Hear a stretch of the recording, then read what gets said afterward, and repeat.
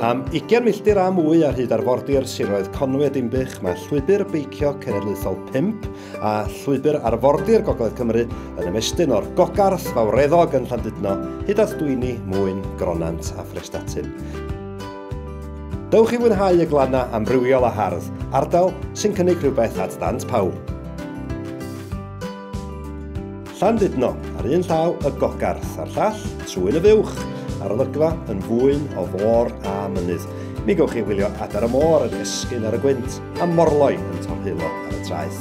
Ewch am dro i Bryn Eirin ger llaw, lle gewch chi olygfa wych tuag at Eryri, ac mi gewch archwilio'r llys sy'n adfail o'r 15fed ganrif.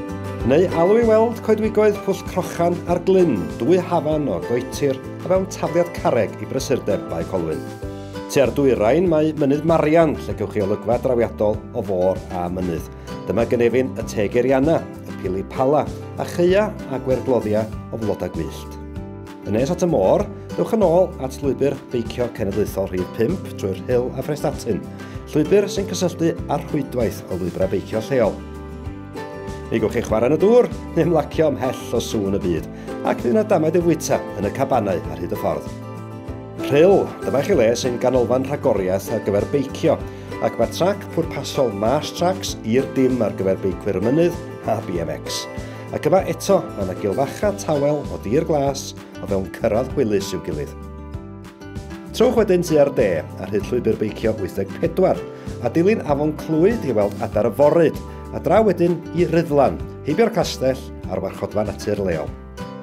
Phrestatyn, pen gogleddol llwybr Clawddoffa, a man cychwyn gwych i weld 5 gwarchodfa sy'n agos at ei gilydd ac o fewn cyrraedd hawdd i'r dref. Yng nghanol Phrestatyn, coed y Morfa, ardal sydd wedi hadfywio ac yn werddon o mynyddwch. Wedyn yr hen reilffordd o Phrestatyn tua'r Dyserth, mi gewch chi gychwyn y daith yma yng nghanol y dref. Mae coed bel o fewn cyrraedd hwylus, coedlan gollail hynafol sy'n cadw golwg dros Dwyni eang Gronant, cartra a nythfa i luo adar môr sy'n cynnwys y môr wenoliaid bach.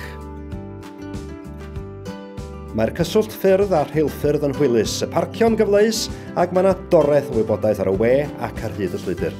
Does na ddim esgus felly i beidio codi allan a mwynhau'r ardal.